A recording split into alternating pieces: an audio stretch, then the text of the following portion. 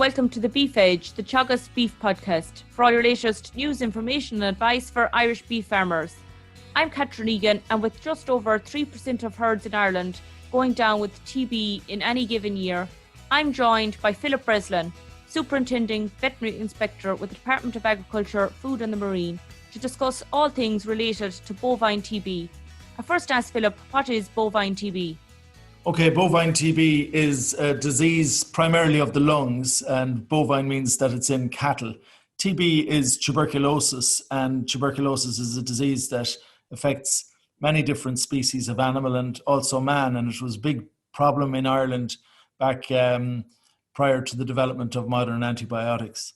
So all TBs in animals and man are not caused by the same bug, so there are slight differences in the bug, but they're all from the Mycobacterium family. So Mycobacterium bovis is the one that causes TB in cattle.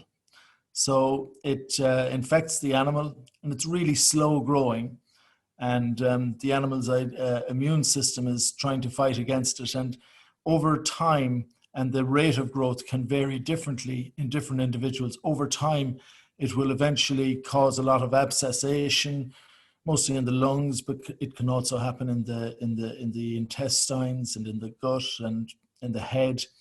And if these animals weren't tested and removed, they would eventually end up as pining animals, like they were prior to the advent of the bovine TB eradication scheme. So that's what bovine TB is. We don't have clinical TB very much nowadays because of the scheme, but the bug that causes it is quite widespread, and it's endemic in Ireland. I suppose every cattle farmer in the country is all too familiar with the annual herd test. Why do farmers have to do a herd test every year? Okay, well, as I said, the disease is endemic in Ireland. So they have to do a herd test every year so we can continue to eliminate their herd from the group of herds that have disease. So to see if there are diseased animals in their herds. So we have an annual herd test, which every herd in the country has to do. But we also have different types of tests, like contiguous tests and reactor retests, that herds that have a specific risk have to do as well. So every year is the optimal amount of time. Any longer than a year in a country like Ireland, where there's a lot of disease, would allow the disease to spread too much. And more regular than a year, unless there's a specific risk issue whereby there should be more tests done than annual tests, would be too much in terms of the business continuity for the farmers. So the annual test is the optimal interval for the test. And how does the herd test actually work? Okay, so the herd test that we use is the skin test. There are a few different types of tests for TB. There are a couple of different types of blood tests, but the skin test is a test that has characteristics which makes it ideal for a screening test. It's a very specific test. And what does that mean? Well, that means that only about 1 in 5,000 of animals that are tested will test positive if they don't have disease. So that's actually a very good rate for a test for any disease in animal or man. So that's quite accurate. One of the shortcomings with regard to the skin test is that if animals have the disease, it probably will only identify about 8 in 10 of those. So that's one of the drawbacks of the test. What it relies on is the cell-mediated immunity of the animal. So this is a different type of immune reaction than you get in most other diseases. For example, in brucellosis, we measure antibodies, and antibodies are measured in a lot of disease diagnostic tests. But antibodies are not produced in TB until an animal is infected for a long period of time. That's why we rely on this cell-mediated response skin test. We have another blood test there that also measures the cell-mediated response. It's called the gamma interferon test. It's not as specific as the skin test, so you will get a higher number of false positives, and that's why we don't use it as the screening test. But when we know we have disease in a herd, that's when we use the gamma interferon test, because it has a higher sensitivity. So remember those 10 infected animals that I mentioned a couple of minutes ago? The skin test will only identify at best maybe about 8 of those, but the gamma interferon test will identify 9 or more of those. So it will identify more animals that actually have the disease. So there are different tools in terms of testing, and we use them in the most appropriate way for the tool. And how soon can TB in cattle be detected after infection would occur? Well, actually, that's a point I should have mentioned as well when I was comparing the tests, because when an animal becomes infected at the point of infection, the skin test will probably identify disease in that animal about 6 to 8 weeks afterwards. With regard to the gamma interferon test, it will identify animals much earlier. So again, that's why it's useful when we know there's TB in a herd. Now, there's another way of detecting TB. It's not a test, but it's detecting the disease at post-mortem examination. And that won't identify animals in general. They have to have what's called a visible lesion. So, an abscess that you can see with the naked eye. And that won't be detected until much further in the disease process. So we're talking about months there. So we're talking about a few weeks for the gamma interferon, 6 to 8 weeks for the skin test, and then we're going into months for actually being able to see an animal with disease at post-mortem. Philip, a query farmers often have is to why reactors didn't have lesions in the factory. Okay, and that's a good question, Catherine, because, say a farmer has 5 reactors, they go to the factory, they hear back that only 1 or 2 of the animals had gross visible lesions. Okay, so this comes back, to what I was saying about how soon the tests will work after infection. So the skin test is a very good test. You're only going to have a false positive in 1 in 5,000. Okay. The problem with it, remember, is that it doesn't identify enough of diseased animals. So that's a very good test in relation to when it's positive. The animals go to the factory. They don't have lesions. Why? Because in order for a lesion to develop, it'll start off as microscopic, okay? And then it might be the size of a grain of salt, then a grain of sugar. It'll come up to a peanut size. And when it gets up to about the size of a grape, that's when, you have a good chance of slicing through it at post-mortem in the factory and actually seeing it. So just because you can't see that little abscess and that you would happen to put your knife through it doesn't mean that it's not there, okay? So you can't confirm that that a test isn't very good by using a test that is inferior to it. So the animals that are reactors, they are going to be identified 6 to 8 weeks. You're not going to see visible lesions until months afterwards. And what is the process for getting compensated for those reactors that you mentioned? Okay, so when an animal is a reactor, the department contacts the farmer, and there's a list of approved independent valuers, and the farmer is able to choose a valuer off that list. And then when the farmers choose the valuer goes out and values the reactors. The farmer is then can then accept the valuation, whereby they contact the department and they accept it. But if they don't accept the valuation, then a second valuer will value the animals. So that's how that process works. And then when the valuation is agreed, the reactor is removed.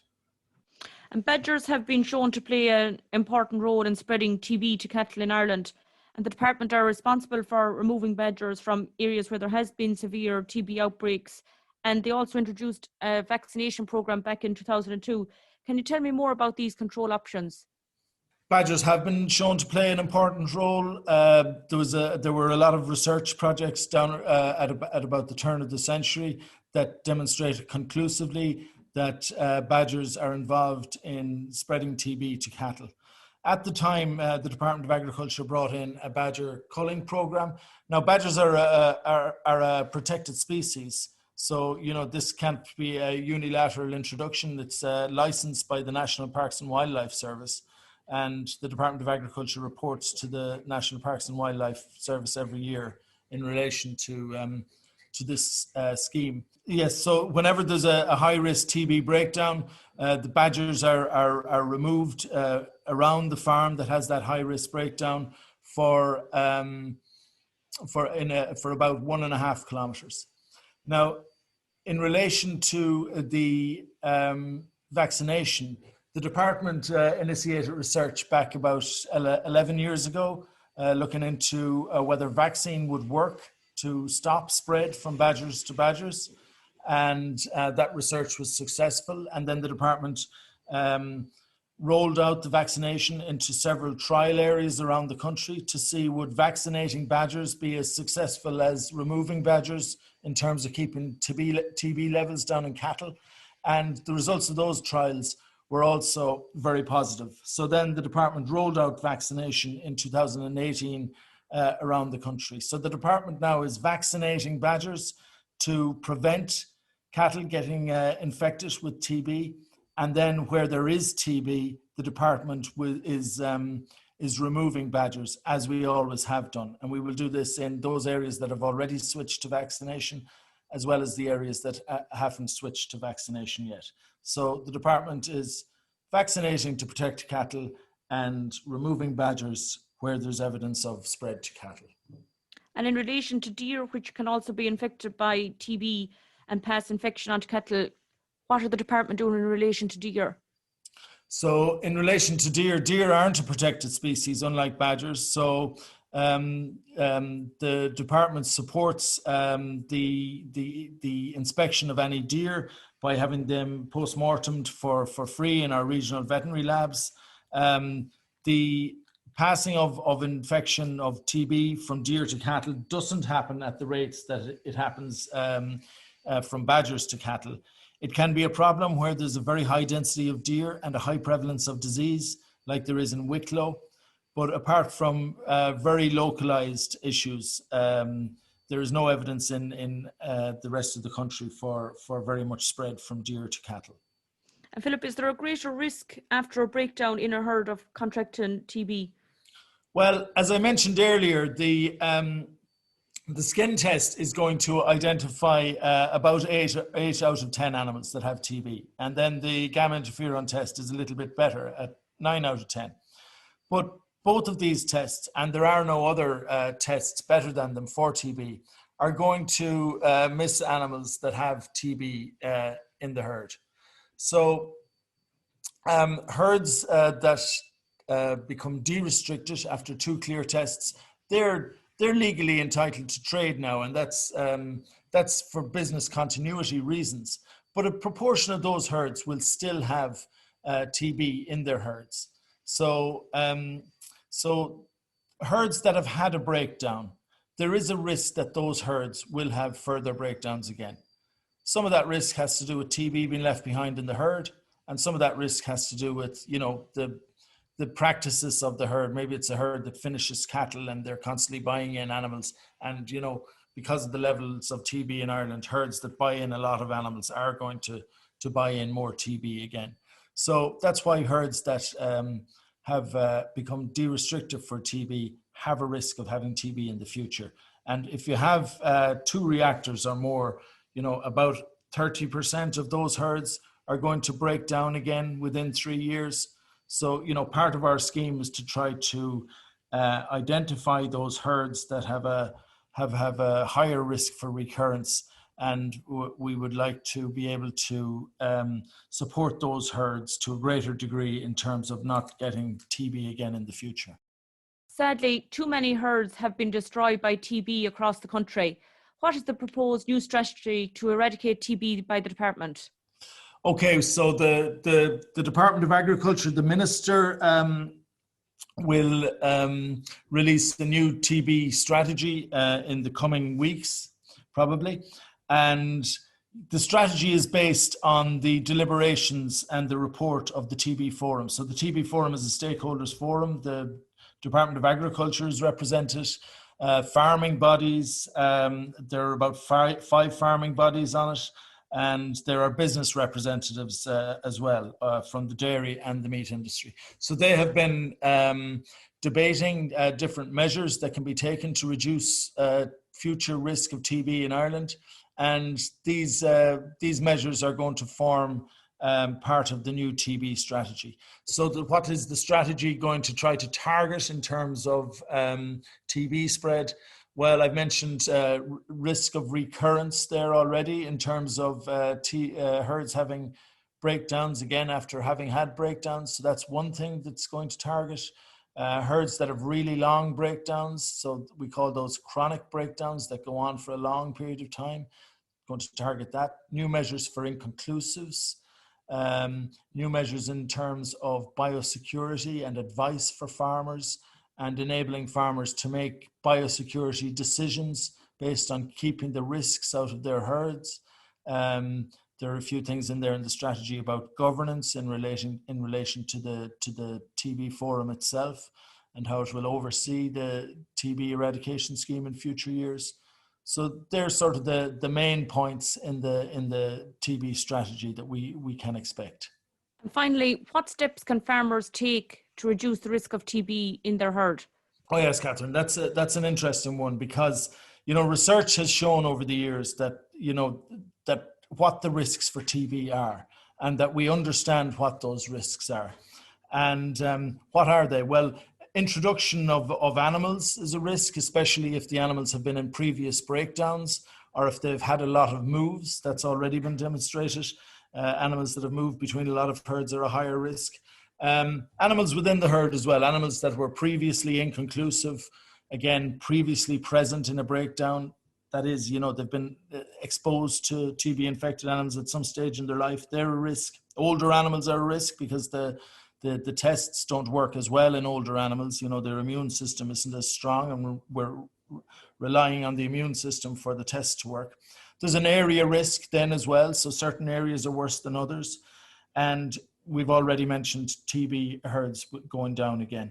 So how can farmers address those risks? Well, in relation to the cattle in their herd, they can ensure that they know what level of risk they're buying when they're buying in. So ask about the TB history of the herd when you're buying animals.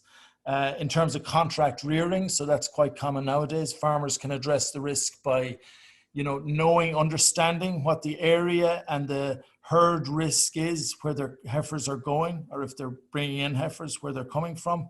And also, if you have someone rearing your heifers and they're just rearing your heifers, then your heifers are at less of a risk of getting exposed to TB than if they're rearing heifers for many different herds. Keeping your herd closed, that's good biosecurity across any disease, and it'll apply to TB as well. And there's a new biosecurity strategy launched this week, and the precepts in that will apply across all diseases. Mixing groups of animals in your farm can increase the risk within your farm.